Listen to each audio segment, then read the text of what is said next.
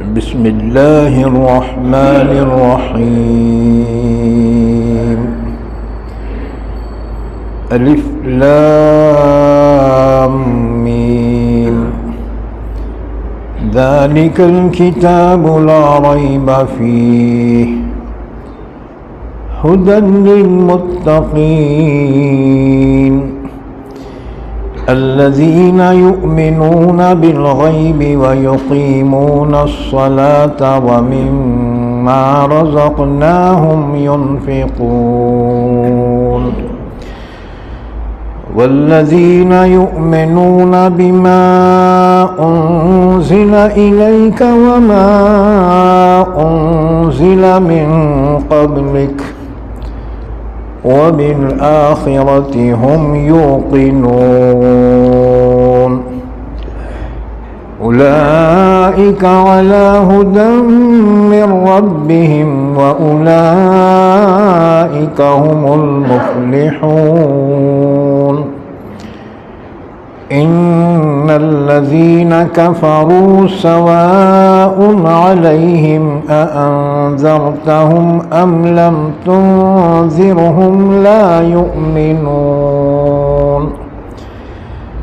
ختم الله على قلوبهم وعلى سمعهم وعلى أبصارهم غشاوة ولهم عذاب عظيم.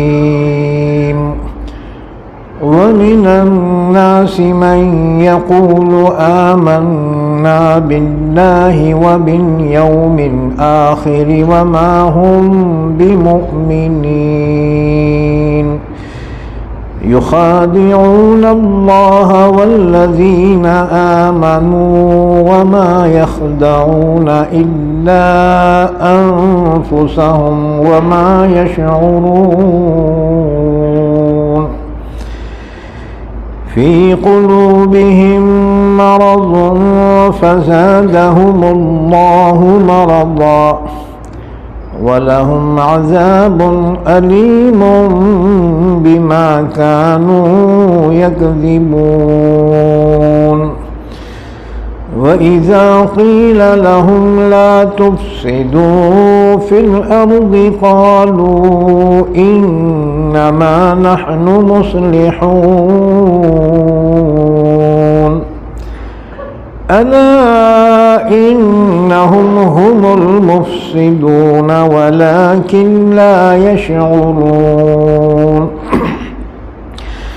وإذا قيل لهم آمنوا كما آمن الناس قالوا أنؤمن كما آمن السفهاء ألا إنهم هم السفهاء ولكن لا يعلمون.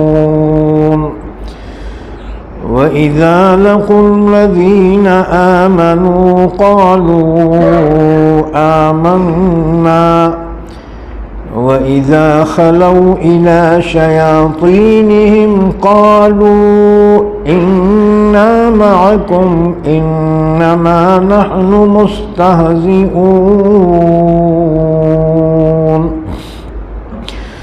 الله يستهزئ بهم ويمدهم في طغيانهم يعمهون. أولئك الذين اشتروا الضلالة بالهدى فما ربحت تجارتهم وما كانوا مهتدين. مثلهم كمثل الذي استوقد نارا فلما أضاءت ما حوله ذهب الله بنورهم وتركهم في ظلمات لا يبصرون. صم بكم عمي فهم لا يرجعون. أو كصيب من السماء فيه ظلمات ورعد وبرق يجعلون أصابعهم في آذانهم من الصواعق حذر الموت والله محيط بالكافرين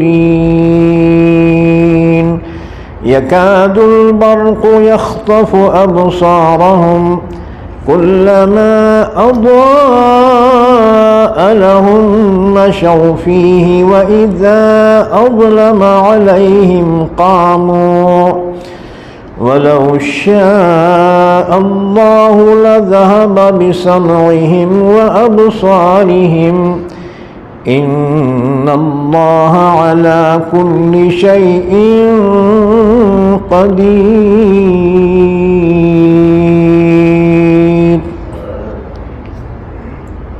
پناہ میں آتا ہوں میں اللہ کی شیطان مردود سے۔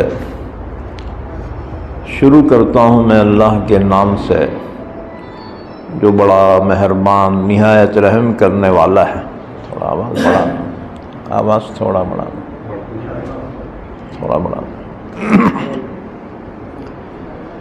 الف لام میم، یہ حروف مقطعات ہیں، ان کے معنی اور مراد کو اللہ کے سوا کوئی نہیں جانتا، یا یہ راز ہیں اللہ اور اس کے رسول کے درمیان۔ ذالک الکتاب لا ریب فیہ، یہ وہ کتاب عظیم ہے جس میں کوئی شک نہیں ہے، ہدایت ہے متقیوں کے لیے جو ایمان رکھتے ہیں غیب پر اور قائم کرتے ہیں نماز کو، اور جو کچھ ہم نے ان کو رزق دیا ہے اس میں سے وہ خرچ کرتے ہیں، اور جو ایمان رکھتے ہیں اس پر جو نازل کیا گیا آپ کی جانب اے نبی صلی اللہ علیہ وسلم، اور اس پر جو نازل کیا گیا آپ سے پہلے، اور آخرت پر وہ یقین رکھتے ہیں، وہی لوگ ہیں ہدایت پر اپنے رب کی جانب سے، اور وہی لوگ کامیاب ہیں۔ بے شک کافر برابر ہیں ان کے حق میں، چاہیں آپ ان کو ڈرائیں یا ان کو نہ ڈرائیں، وہ ایمان نہیں لائیں گے۔ مہر لگا دی ہے اللہ نے ان کے دلوں پر اور ان کے کانوں پر اور ان کے آنکھوں پر پردہ ہے، اور ان کے لیے بہت بڑا عذاب ہے۔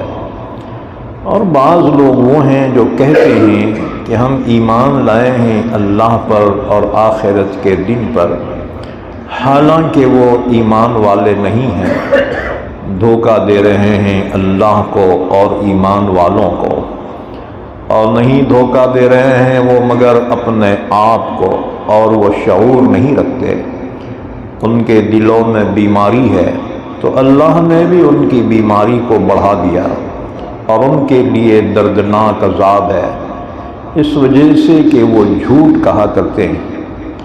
اور جب ان سے کہا جاتا ہے کہ تم سرزمین میں فساد نہ مچاؤ، تو وہ کہتے ہیں کہ ہم تو اصلاح کرنے والے ہیں۔ خبردار، بے شک وہی لوگ فسادی ہیں، اور لیکن وہ شعور نہیں رکھتے۔ اور جب ان سے کہا جاتا ہے کہ ایمان لاؤ تم اس طرح جیسا کہ ایمان لائے ہیں لوگ، تو کہتے ہیں کیا ہم ایمان لائیں جیسا کہ ایمان لائے ہیں بے وقوف؟ خبردار، بے شک وہی لوگ بے وقوف ہیں، اور لیکن وہ نہیں جانتے۔ اور جب وہ ملاقات کرتے ہیں ایمان والوں سے تو کہتے ہیں کہ ہم بھی ایمان لائے ہیں، اور جب تنہائی میں ہوتے ہیں اپنے شیاطین کے پاس تو کہتے ہیں کہ ہم تو تمہارے ساتھ ہیں، ہم تو مذاق کر رہے۔ اللہ بھی ان کے مذاق کی ان کو سزا دے گا، اور ان کو وہ ڈھیل دے رہا ہے کہ وہ اپنی سرکشی میں سرگرداں ہیں۔ وہی لوگ ہیں جنہوں نے خرید لیا ہے گمراہی کو ہدایت کے بدلے میں، پس نہیں فائدہ دیا ان کو ان کی تجارت نے، اور نہ وہ ہدایت یافتہ ہیں۔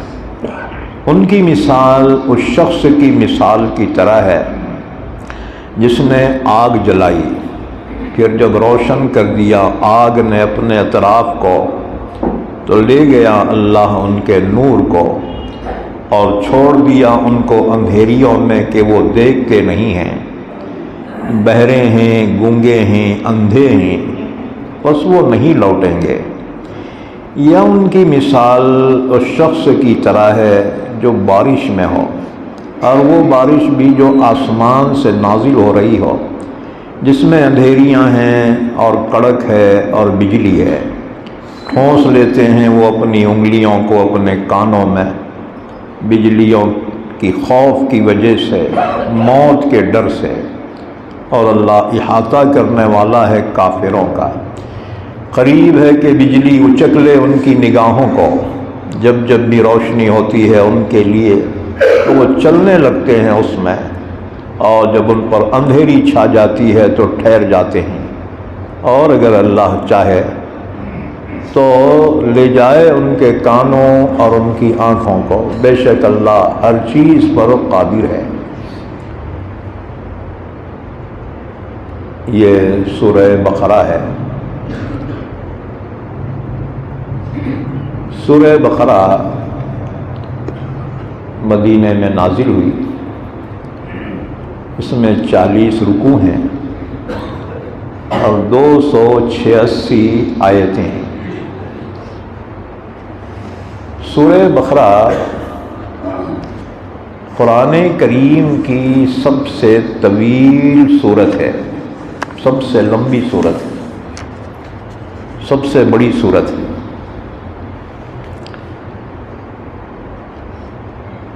سورہ بقرہ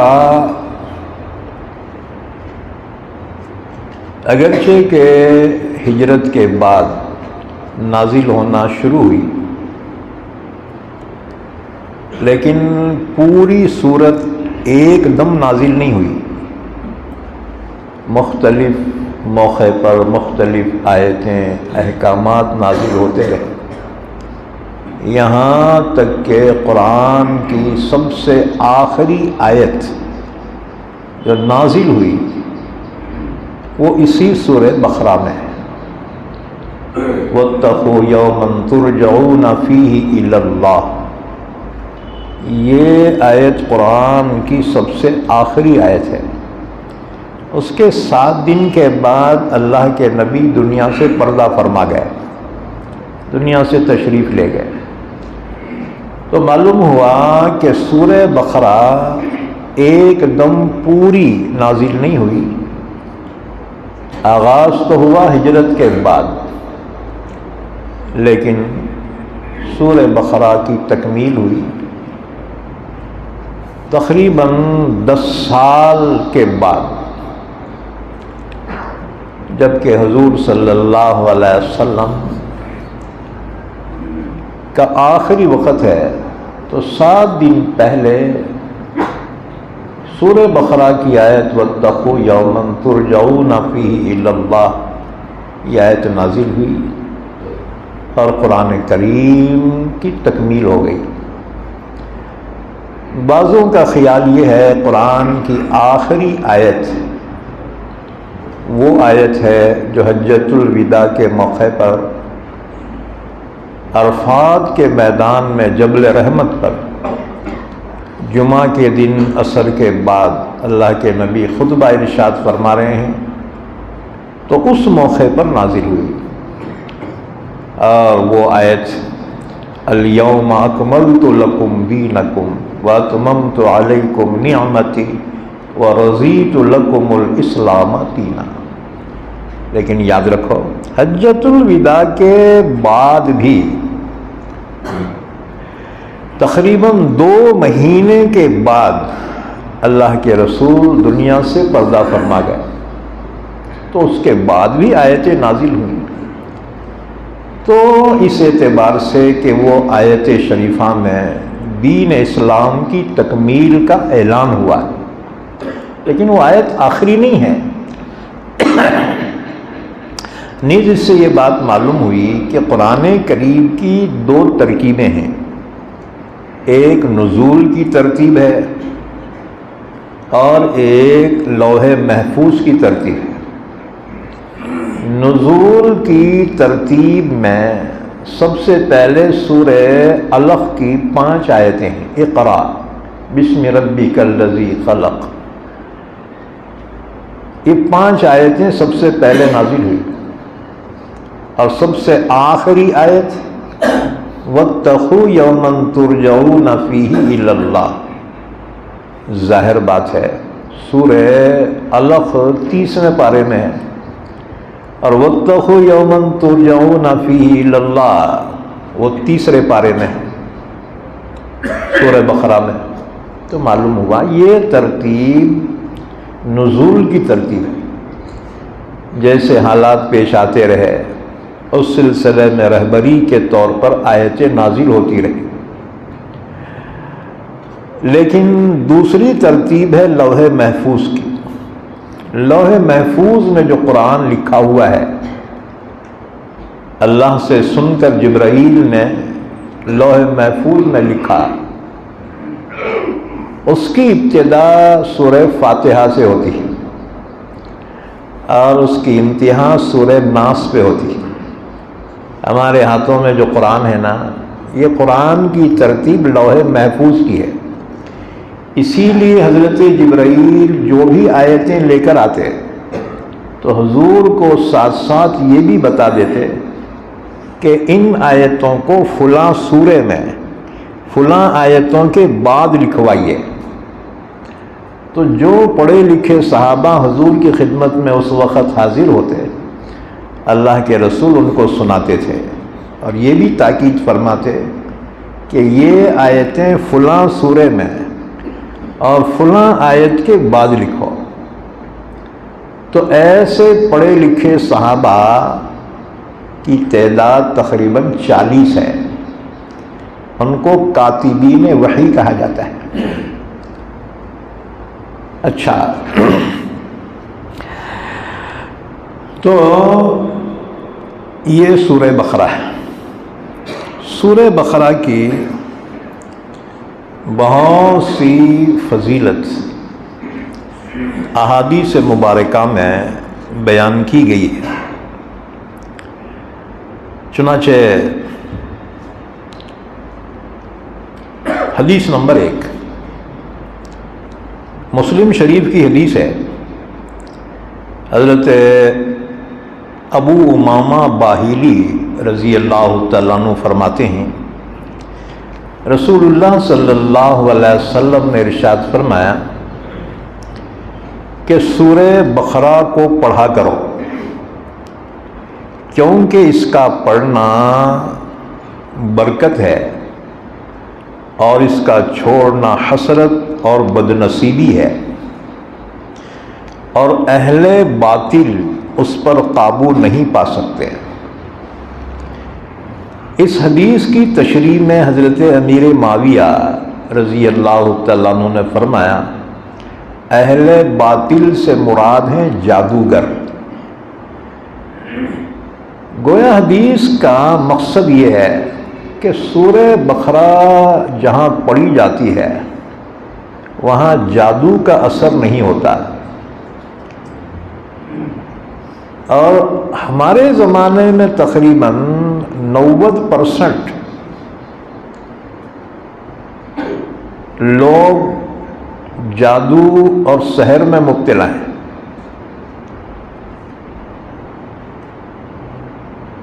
گھر میں بیماری کا ہونا، لڑائیاں جھگڑے ہونا، ٹینشن ہونا،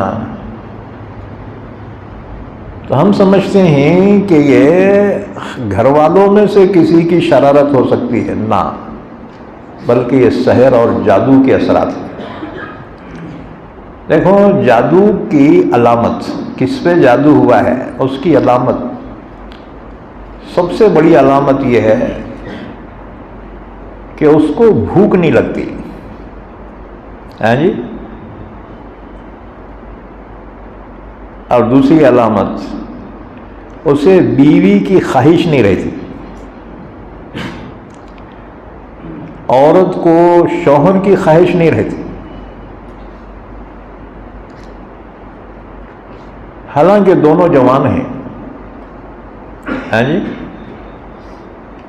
تو اس کا مطلب یہ ہے کہ یہ رکاوٹ آ گئی. اسی طرح کاروبار میں آپ کے کاروبار اچھے چل رہے تھے، اچانک اس پہ اٹیک ہو جاتا ہے. گاہک تمہارے پاس پوچھ کے بازو سے خریدتے ہیں تو تم کو بڑا ٹینشن ہوتا ہے، یار گاہک میرے دکان پہ چڑھ کے پھر اتر کے دوسری طرف کیوں جاتے ہیں. یہ رکاوٹ ہوتی ہے. یہ سحر کون کرتا؟ جادو کی وجہ ہوتی ہے حسد. جی. وَمِن شَرِّ حَاسِدٍ إِذَا حَسَدَ. اللہ میں تیری پناہ میں آتا ہوں حاسد کے حسد سے جب وہ حسد کرے. حسد کسے کہتے ہیں؟ حسد کہتے ہیں دوسرے کے پاس کوئی نعمت دیکھ کر یہ چاہنا کہ وہ نعمت اس سے چھین لی جائے، مجھے ملو کہ نہ کو ملو، اس کے پاس نہیں رہنا. اسے کہیں گے حسد. تو دنیا میں اس وقت تقریباً 90% حسد کی وجہ سے لوگ پریشان ہیں. اور یہ جادو ٹونا جو ہے وہی لوگ کرتے ہیں جو سامنے سے وار نہیں کر سکتے، سامنے سے فیس نہیں کر سکتے نا. ایسے ہی لوگ پیٹھ پیچھے سے چھرا گھونپتے ہیں. اور جادو یہ برحق ہے. اللہ کے رسول پہ بھی جادو کیا گیا. لبید ابن عاصم یہودی نے حضور پہ جادو کیا. 6 مہینے تک اس کا اثر رہا، یہاں تک کہ اللہ نے سورہ قل اعوذ برب الفلق اور قل اعوذ برب الناس نازل فرمائی، اور اس کے بعد وہ اثر ختم ہو گیا. تو سورہ بقرہ قرآن کریم کی وہ مبارک سورت ہے کہ جس گھر میں پڑھی جائے اللہ کے رسول کا فرمان سچا ہے. آپ نے فرمایا اس پر اہل باطل قابو نہیں پا سکتے. امیر معاویہ نے فرمایا اہل باطل سے مراد جادوگر ہیں. اچھا جی، تو پھر ہم کو کیا کرنا؟ اپنے گھروں میں سورہ بقرہ پڑھو. اور دکان پہ گئے نا تو جب موقع ملے وہاں سورہ بقرہ پڑھو. تم بولیں گے مول صاحب ہمارے کو پڑھنے سے نہیں آتا ہے. ایسے بھی ہیں خوش نصیب ان کو پڑھنے نہیں آتا بیچاروں کو. کوئی بات نہیں، آج اتنی ترقی ہو گئی ہے، موبائلوں میں سورہ بقرہ آ گئی ہے جی. موبائل لگا، پڑھنے نہیں آتا نا، کم سے کم سنو تو. بہرحال تو سورہ بقرہ کی فضیلت بیان کی جا رہی ہے. حدیث نمبر 2، حاکم نے یہ روایت بیان کی ہے. رسول اللہ صلی اللہ علیہ وسلم نے فرمایا جس گھر میں سورہ بقرہ پڑھی جاتی ہے شیطان وہاں سے بھاگ جاتا ہے.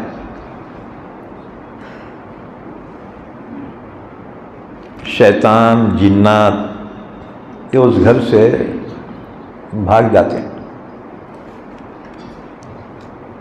حدیث نمبر 3،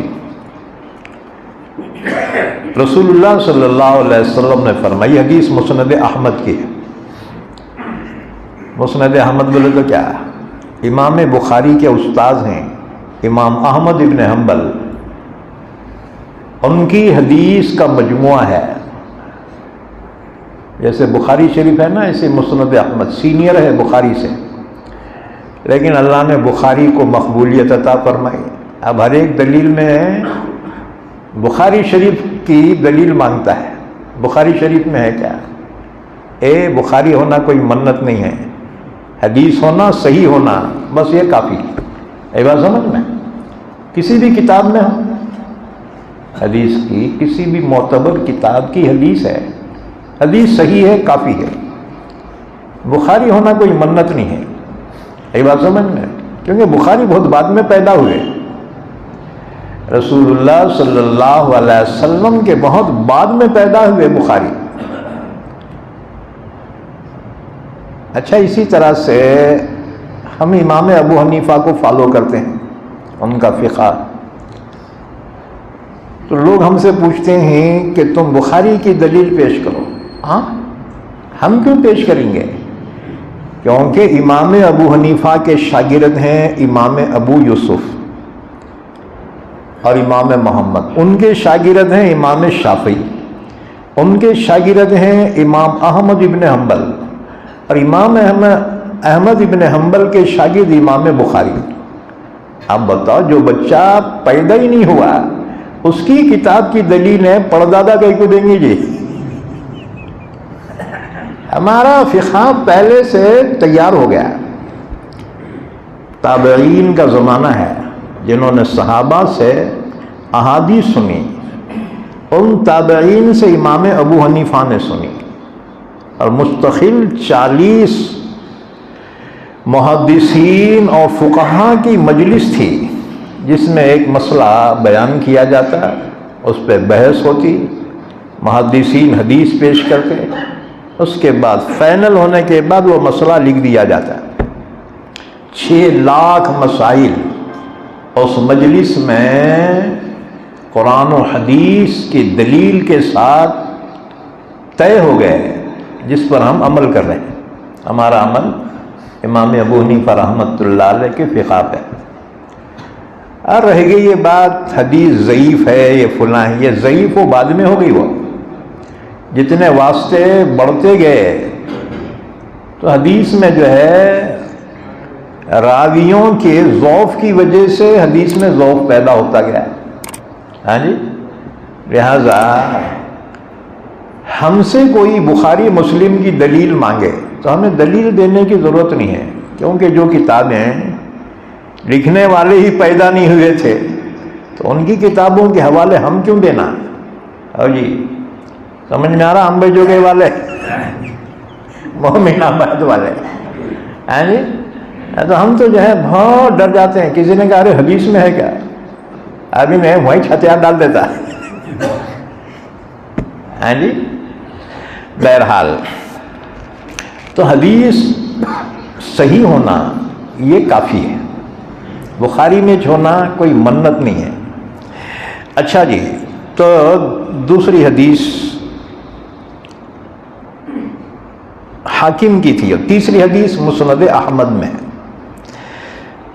رسول اللہ صلی اللہ علیہ وسلم نے ارشاد فرمایا، سورہ بقرہ سنام القرآن اور ذروۃ القرآن ہے۔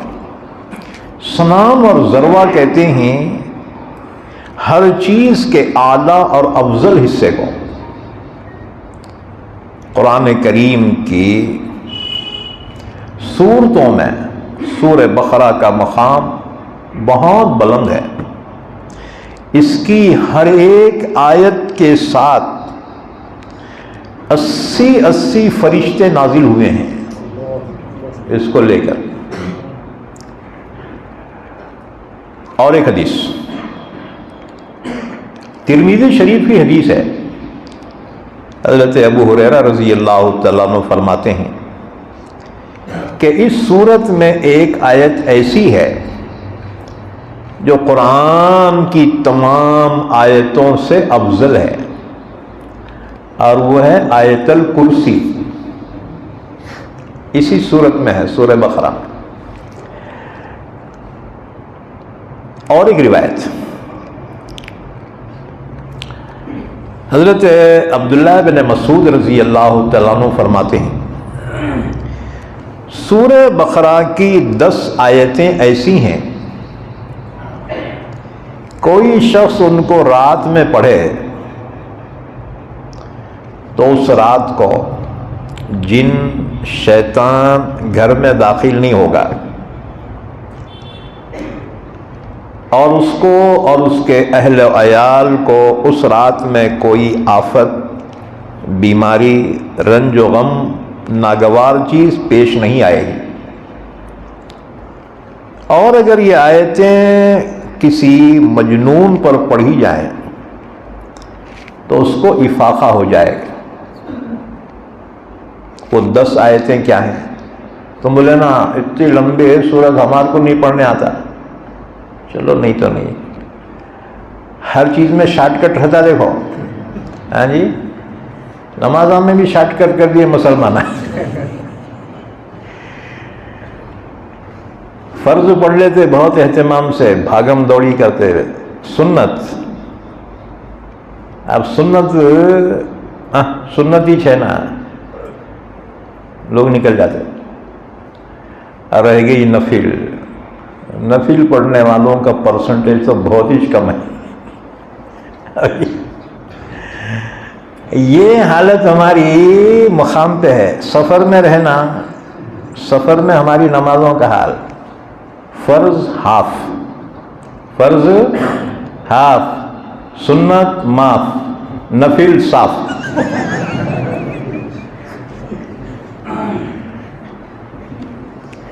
اللہ ماشاء اللہ، اللہ کے ایسے بھی نیک بندے ہیں جو اہتمام کرتے ہیں. ہاں جی، نفلوں کا بھی اہتمام کرو. کیوں بے؟ اس وجہ سے کہ اگر آخرت میں پوچھ تو فرض کی ہوگی، لیکن اس میں اگر کمی ہو جائے تو اللہ فرمائے گا اس بندے کے نفل ہیں کیا، دیکھو ذرا وہ ڈالو. نیکی کے پلڑے میں نفلاں ڈالیں گے، وہ پلڑا جھک جائے گا. جیسے دنیا میں دیکھو نوٹاں رکھتے تم، لیکن چلر بھی رکھو. کہ کنڈکٹراں کم وقتاں چلر مانگتے ہیں. نہیں رہا رے، انہیں لکھ کے دیتا، لکھ کے دیا بولے تو اس کا بھروسہ نہیں. اور میرے ساتھ ایسا اکثر ہوتا، انہیں لکھ کے دیا، میں جیب میں رکھا اور میں دھن میں اتر جاتا ہوں. گھر کو جانے میں ارے پیسے باقی، کنڈکٹر ملتا کیا بعد میں؟ چلر ہے نا. اگر نوٹاں ختم ہو گئے نا، چلر کام آتے. تو فرض میں اگر کوتاہی ہے تو نفلوں کا اسٹاک رکھو. ہاں جی، تو وہاں فرض کی کمی نفلوں سے پوری کی جائے گی. بہرحال تو ہر چیز میں شارٹ کٹ رہتا. اب سورہ بقرہ کا شارٹ کٹ 10 آیتیں. عبداللہ ابن مسعود نے فرمایا وہ 10 آیتیں ہیں. شروع کی 4 آیتیں مفلحون تک. ہاں جی، شروع کی 4 آیتیں الف لام میم سے لے کے مفلحون تک 4 آیتیں. اس کے بعد پھر آیت الکرسی اور آیت الکرسی کے بعد کی 2 آیتیں لا اکراہ فی الدین. وہ کتنے ہوئے؟ شروع کے 4، آیت الکرسی 5، آیت الکرسی کے بعد کی 2 آیتیں 7 ہو گئے نا. اور اخیر کی 3 آیتیں للہ ما فی السماوات سے لے کر فانصرنا علی القوم الکافرین. وہ 3 آیتیں کتنے ہوئے؟ 10. اتنا تو بھی یاد کر رہے نا جی. چلو پوری سورہ بقرہ نہیں پڑھ سکتے، اتنا ٹائم بھی نہیں ہے، تو پھر یہ 10 آیتوں کا اہتمام کرو. اللہ تعالیٰ جادو ٹونے سے، جنات شیاطین سے حفاظت فرمائے گا۔ یہ تفسیر سنتے بیٹھی ہوں گی ہماری بہنیں بیٹیاں، ان سے بھی میں درخواست کروں گا کہ اپنے گھروں میں سورہ بقرہ کا اہتمام کرو۔ تمہارے کام اگر رک جائیں، خصوصاً بچیوں کو رشتے نہیں آ رہے تو اس کا مطلب رکاوٹ ہے، تو سورہ بقرہ پڑھو، بچیاں بھی پڑھنا ہے۔ جب رکاوٹ دور ہو جائیں گے رشتے خود چل کر آئیں گے۔ ہاں جی، ہمارے سے اتنا نہیں ہوتا، ہم سیدھا ڈھونڈتے پھرتے عاملہ ہیں کیا، جانتے عاملہ، یہ ہمارے برقعے تو وہاں بھوت رہتے ہیں۔ ہاں جی، اور وہ اتنے چالاک رہتے وہ عاملہ، انہوں اندازہ لگا لیتے اور پھر اچھا طبیعت سے چھلتے ان کو۔ ہاں جی، میرے پاس آتے اور صاحب اتنے پیسے خرچ کرے جی نہیں ہوا، تم تو بھی کچھ تو دو۔ میں بولا بھائی میرے پاس اس کی دکان تو نہیں ہے، البتہ قرآن پڑھ کے پھونک کے دے دیتا ہوں۔ اللہ شفا دیتا ہے جس کی قسمت میں شفا ہے۔ ہاں جی، تو یاد رکھو اللہ نے تمہارے لیے قرآن کریم جیسا جسے شفا فرمایا، ایسی شفا عطا فرمائی، تم قرآن چھوڑ کے کام بھٹکتے پھر رہے۔ وَنُنَزِّلُ مِنَ الْقُرْآنِ مَا هُوَ شِفَاءٌ وَرَحْمَةٌ لِّلْمُؤْمِنِينَ، یہ شفا ہے، روح کے لیے بھی شفا ہے، دلوں کے لیے شفا ہے، جسموں کے لیے شفا ہے۔ ہاں جی، بہرحال یہ سورہ بقرہ ہے۔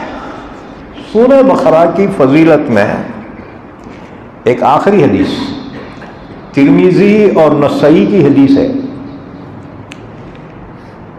ایک مرتبہ رسول اللہ صلی اللہ علیہ وسلم کو ایک امیر کا انتخاب کرنا تھا۔ حضور ایک جماعت بھیج رہے تھے،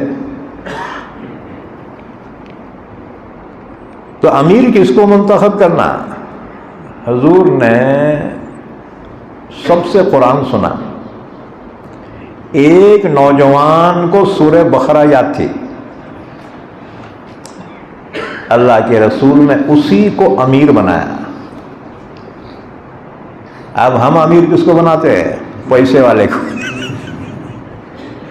ہے جی، یا زندگی بھر جو اللہ کے راستے میں چلتا ہے اسے امیر بناتے۔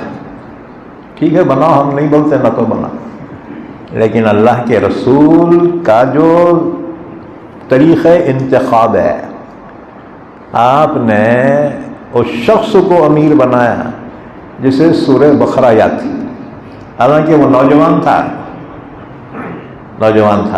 تو محض سورہ بقرہ کی فضیلت کی وجہ سے اللہ کے رسول نے اس کو امیر بنا دیا۔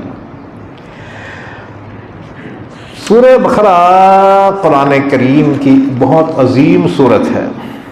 اس سلسلے میں شیخ اکبر محی الدین ابن العربی فرماتے ہیں کہ میں نے بزرگوں سے سنا ہے سورہ بقرہ میں 1000 امر ہیں، احکامات ہیں، 1000 نہیں ہیں جس میں منع کیا گیا، 1000 حکمتیں ہیں اور 1000 خبر اور قصص ہیں، واقعات۔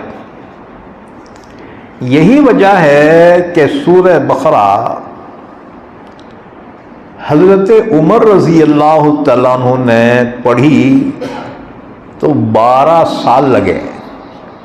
حضرت عمر نے 12 سال میں سورہ بقرہ ختم کی۔ تم بولیں گے میں ایک بیٹھک میں ختم کر دیتا، ایسا پڑھنا نہیں تھا۔ ایک آیت پڑھتے، اس میں تدبر کرتے، اس پر عمل کرتے، پھر دوسری آیت پڑھتے۔ 12 سال لگے حضرت عمر کو، اور جب سورہ بقرہ ختم کی، ایک اونٹ ذبح کیا، اور لوگوں کی دعوت کی خوشی میں. ہاں جی. سورہ بقرہ آج شروع ہو رہی، جب ختم ہوں گی تم بھی اونٹ ذبح کرتے کیا؟ ایک جگہ سورہ بقرہ ختم ہوئی، میں یہ سنایا تو لوگ بولے مول صاحب ہم بھی جو ہے اونٹ کی قربانی دینا کیا؟ میں بولا نکو رے بھائی اونٹ نکو. ہاں جی. تو بہرحال اتنی خوشی حضرت عمر کو تھی. سورہ بقرہ ان کے صاحبزادے حضرت عبداللہ بن عمر رضی اللہ تعالیٰ عنہ نے 8 سال میں مکمل کی. حالانکہ وہ اہل زبان تھے، وہ عربی ان کی مادری زبان تھی، لیکن قرآن کریم میں اللہ تعالیٰ کے علوم ہیں، اللہ کا کلام ہے یہ. اچھا جی، یہ سورہ بقرہ ہے.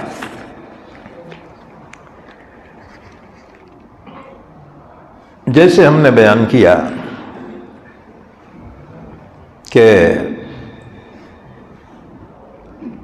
سورہ بقرہ میں 40 رکوع ہیں، 286 آیتیں ہیں اور 6121 حروف ہیں،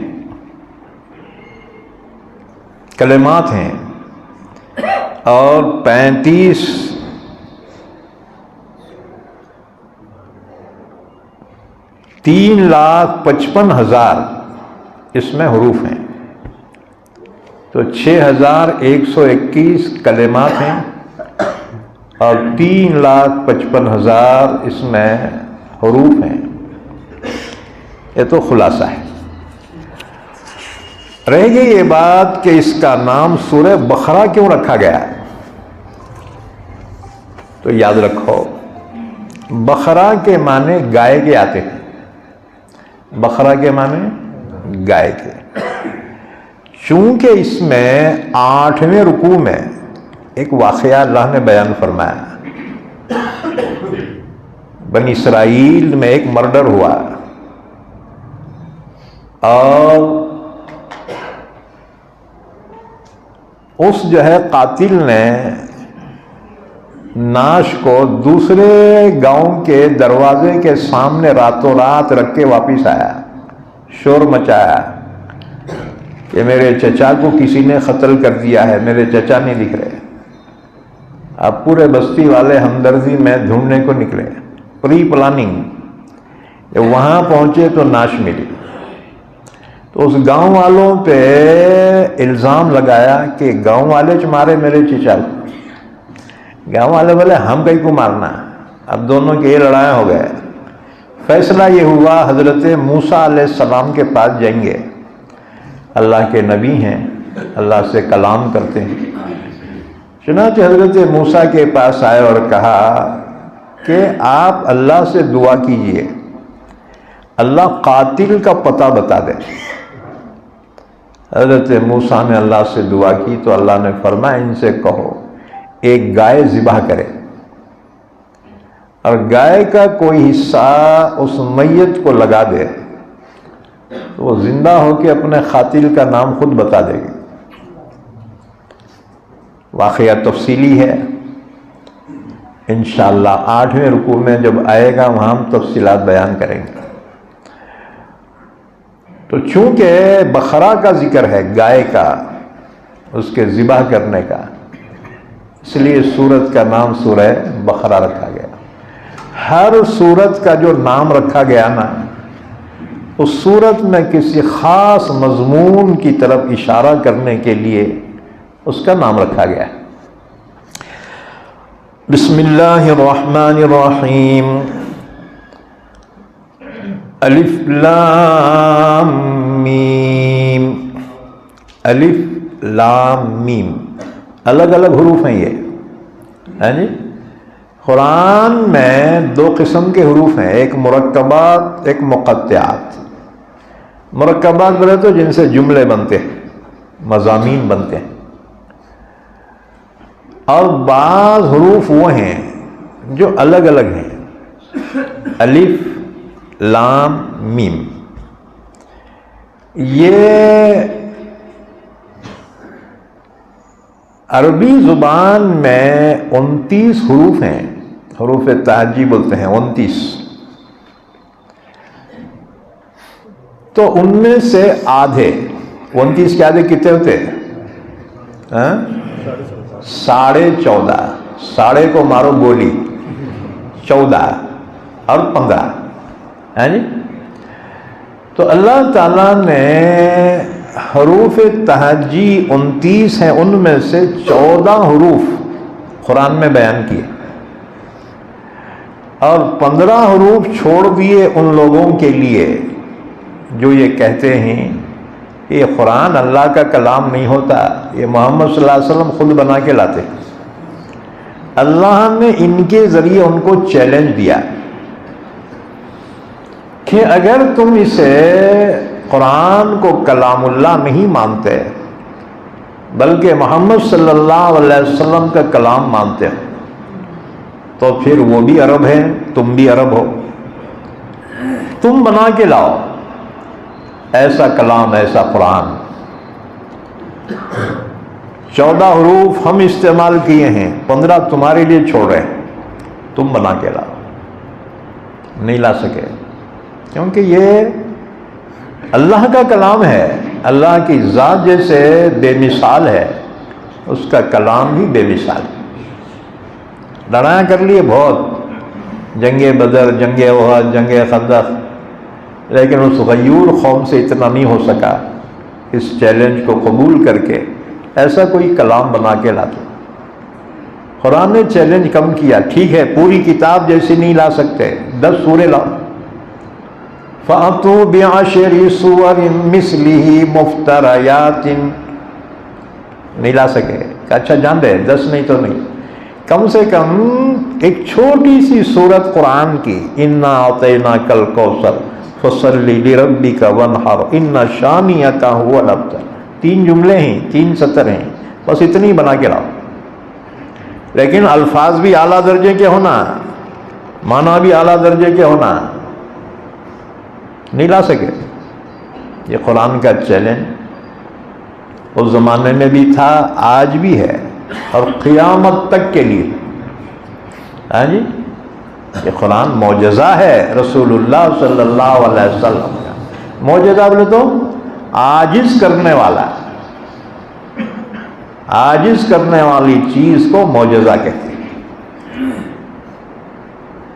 تو گویا یہ حروف جو آئے ہیں قرآن کی بعض صورتوں کے شروع میں، یہ چیلنج ہیں ان لوگوں کو جو قرآن کو کلام اللہ نہیں مانتے.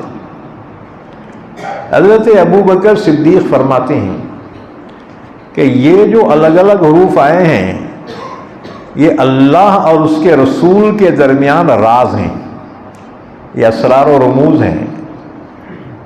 اسے انگلش میں بولیں گے کوڈ ورڈز. یہ کوڈ ورڈز ہیں، وہ اللہ جانے، اللہ کے رسول جانے، کسی اور کو بتانے سے منع کیا ہے. اس لیے کہ اس میں کوئی احکامات تھوڑی ہیں ہمارے لیے. قرآن پاک میں تو احکامات ہیں، لیکن یہ کوڈ ورڈز ہیں. یہ 14 حروف ہیں، 29 سورتوں کے شروع میں آئے. یہ 14 حروف 29 سورتوں کے شروع میں آئے. بعض کے شروع میں صرف ایک حرف آیا ہے، جیسے نون والقلم وما یسطرون، نون ایک حرف. اسی طرح قاف، اسی طرح صاد، اسے کہیں گے احادی، سنگل ایک ایک. بعض صورتوں کے شروع میں 2 آئے، جیسے یاسین، تاہا، 2 حرف، اسے بولیں گے سنائی. بعض صورتوں کے شروع میں 3 آئے ہیں، جیسے یہاں الف لام میم، 3 حروف. بعض صورتوں کے شروع میں 4 آئے. اچھا اسے ثلاثی کہتے ہیں، بعض صورتوں کے شروع میں 4 آئے ہیں، جیسے الف لام میم را، ان کو رباعی کہتے ہیں۔ بعض صورتوں کے شروع میں 5 آئے ہیں، کاف ہا یا عین صاد، کتنے ہوئے انگلیاں پہ گنوں نے تو بولیں گے بڑے حضرت ہمارے کو مس گائیڈ کر رہے کیا؟ کاف ہا یا عین صاد 5۔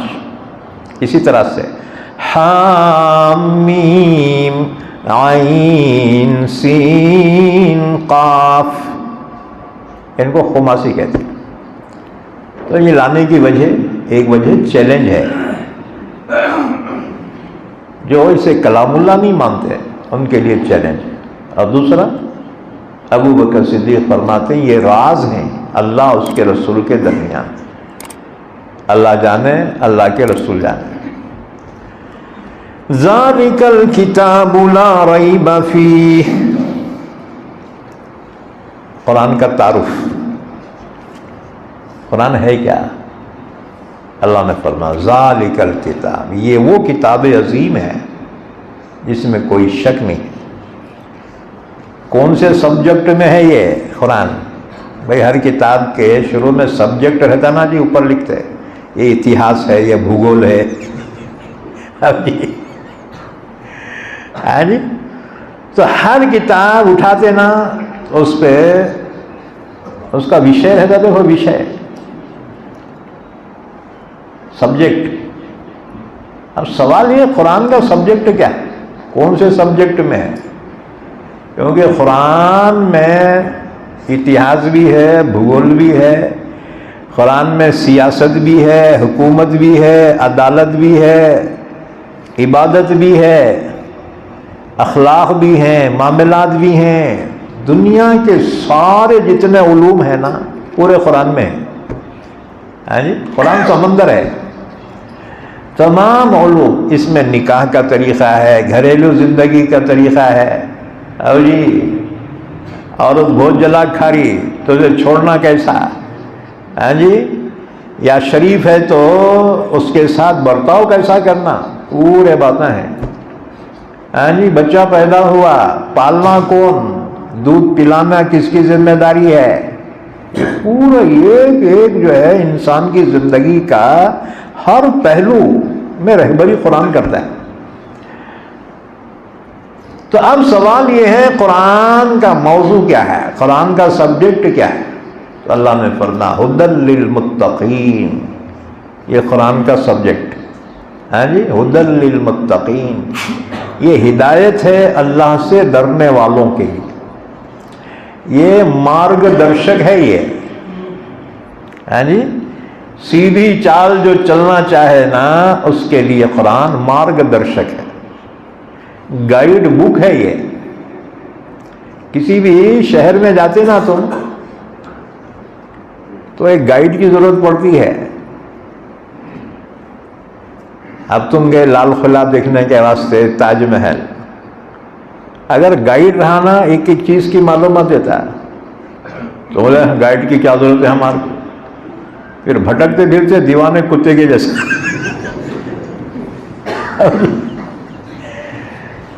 بھائی نئی جگہ پہ جانا ہے تو گائیڈ ہونا ضروری ہے نا جی۔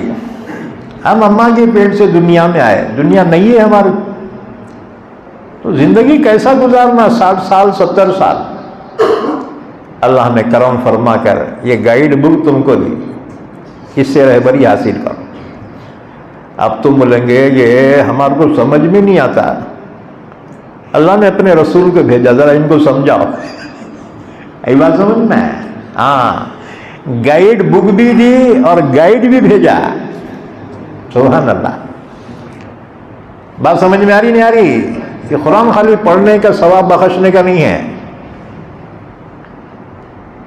کہ پوری زندگی کے لیے ہدایت ہے، دنیا داری کیسی کرنا، دینداری کیسی کرنا، عبادت کیسی کرنا، ہاں جی، دعوت کیسی دینا، پورے ہے ہر چیز اس میں قرآن۔ قرآن نے کہا تبیانا لکل شیء، ہر چیز کی تفصیلات قرآن میں موجود ہیں۔ یہ اور بات ہے کہ ہم قرآن کو سمجھیں گے تو ہمیں معلومات حاصل ہوں گی، نہ تو خالی جو ہے اٹھا کے چوم رہے اللہ تیرا بہت کلام ہے، تیرا بڑا شکریہ ہے۔ یہ چومنے کی کتاب نہیں ہے، یہ عمل کرنے کی کتاب ہے۔ یہ بات سمجھ میں؟ تم سمجھ رہے ایصال ثواب کی کتاب ہے؟ نہ، ثواب ملتا، ایصال ثواب برحق ہے، لیکن اس کے لیے قرآن نازل نہیں ہوا۔ پھر کیا کے لیے نازل ہوا؟ ھدی للمتقین، یہ رہنما ہے اللہ سے ڈرنے والوں کے لیے۔ کیا مطلب؟ یعنی جو اللہ کا خوف دل میں رکھتے ہیں ان کے لیے یہ قرآن فائدہ دیتا ہے، اور جو نہیں ڈرتے بد نصیب، قرآن سے ان کو کوئی فائدہ نہیں۔ تو فرمایا قرآن کا تعارف، ذالک الکتاب لا ریب فیہ، یہ وہ کتاب عظیم ہے جس میں کوئی شک نہیں۔ ذالکا عربی زبان میں دور کی طرف اشارہ کرنے کے معنی میں آتا ہے، جیسے تو وہ گھڑی ہے جی ذالکا، اور نزدیک کے واسطے ھذا، نزدیک کے واسطے عربی میں ھذا بولتے ہیں۔ تو یہاں پہ فرمایا ذالک الکتاب، وہ کتاب، ہاں کتاب تو یہاں جو ہے نا ہاتھ کو لگ رہی ہے ہمارے، پھر وہ کیسے کہا؟ یاد رکھو دوری جو ہوتی ہے وہ دو قسم کی ہوتی ہے، ایک دوری ہوتی ہے جگہ کے اعتبار سے، اور ایک دوری ہوتی ہے مقام کے اعتبار سے، بعد رتبی اور بعد مکانی، دو قسمیں۔ جگہ کے اعتبار سے دور ہے، عربی میں اس کو ذالکا بولیں گے، اور اگر درجے کے اعتبار سے دوری ہے تو اس کو بھی ذالکا کہیں گے۔ جیسے تم مینار کے پاس کھڑے ہو گئے، مینار کے نیچے، اب اوپر اس کے کلش کو دیکھ رہے ہیں، کہہ رہے وہ مینار، ابے مینار کو تو دھڑک مار رہا بیٹا تو ہے جی، لیکن اونچا ہے۔ پہلے زمانے کی بات ہے، ایک صاحب حیدرآباد میں نامپلی اسٹیشن پہ اترے، ان کو جانے کا تھا چار مینار کو۔ چار مینار بہت دور ہے وہاں سے، حیدرآباد گئے ہوں گے نا جی تم، چار مینار دور ہے، لیکن حیدرآبادیوں کی اصطلاح جو ہے نا، یہاں ہے نا حیدرآباد میں بہت۔ تو وہ صاحب جو ہے ایک صاحب سے پوچھے، ارے بھائی یہاں سے چار مینار کتنے دور ہے؟ وہ حیدرآبادی بولا یہاں ہے جی، نزدیک ہے۔ دوسرا بولا ہاتھ نزدیک کر، ہاتھ کو لگیں گا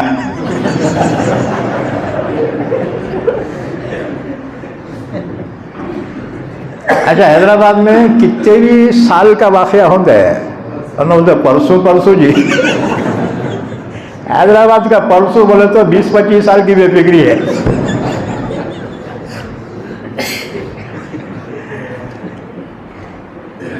تو دوری دو قسم کی ہے، ایک جگہ کے اعتبار سے دوری، اس کے لیے بھی ذالکا لفظ آتا ہے، اور ایک ہے رتبے کے اعتبار سے دوری، اس کے لیے بھی ذالکا لفظ آتا ہے۔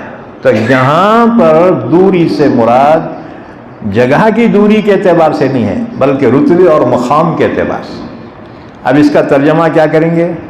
ذالک الکتاب لا ریب فیہ، اس کا ترجمہ یہ نہیں ہوگا وہ کتاب اس میں شک نہیں ہے، یا یہ کتاب اس میں شک نہیں، اس کا ترجمہ ہوگا یہ وہ کتاب عظیم ہے جس میں کوئی شک نہیں۔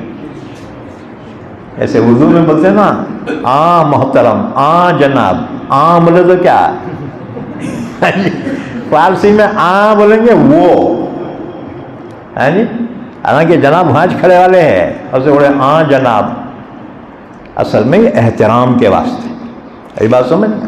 ہاں، تو اب آیت کا ترجمہ کیا کریں گے؟ وہ کتاب یا یہ کتاب نہیں، وہ تو ڈھیلا ترجمہ ہو گیا ہو، ہاں جی، قرآن کے شان شان ترجمے میں بھی عظمت ہونا. ذالک الکتاب لا ریب فیہ، یہ وہ کتاب عظیم ہے اس میں کوئی شک نہیں، یعنی قابل شک نہیں ہے. تم بولیں گے کافراں شک کرے نا جی پھر کیسا ہے؟ یاد رکھو قرآن میں شک نہیں ہے ان کے لیے جن کی عقل کامل ہے، عقل سلیم کے لیے. ہاں جی، اور اگر عقل ہی میں ان کے فطور ہے، نقص ہے، تو پھر قرآن کا قصور نہیں ہے، ان کی عقل کی کمی کا قصور ہے. جیسے کسی کو یرخان کی بیماری ہو جائے، پیلا، ہاں جی کیا بولتے اس کو، پیلے کی بیماری ہوتی نا، کول، ہر چیز اسے پیلی دکھ رہی، ہاں جی کتنا بھی سفید کھانا لانے بتا رہے پیلا کیسا جی، اس میں ہلدی کیوں ڈالے. یاد رکھو تو وہ کھانے کا قصور نہیں ہے، اس کی آنکھوں کا قصور ہے یا اس کے بیماری ہے. بیماری ختم ہوں گی نا، ہر چیز اس کی اصل حالت میں اس کو نظر آئے. تو لا ریب فیہ کا مطلب یہ ہے کہ قرآن قابل شک نہیں ہے. اب شک کرنے والوں نے شک کیا ان کی عقل کی کمی کی وجہ سے کیا، ہاں جی، ورنہ قرآن تو اللہ کا کلام ہے، یقینی ہے. ایک بات رکھو، کفر کیا ہے؟ شک ہے، اور یقین کیا ہے؟ ایمان ہے. ایمان یقین کا نام اور کفر شک کا نام. تو ظاہر بات ہے یہ قرآن یہ ایمان کی کتاب ہے، یقینی ہے، اس میں شک نہیں ہے، اس میں کوئی کفر نہیں. ذالک الکتاب لا ریب فیہ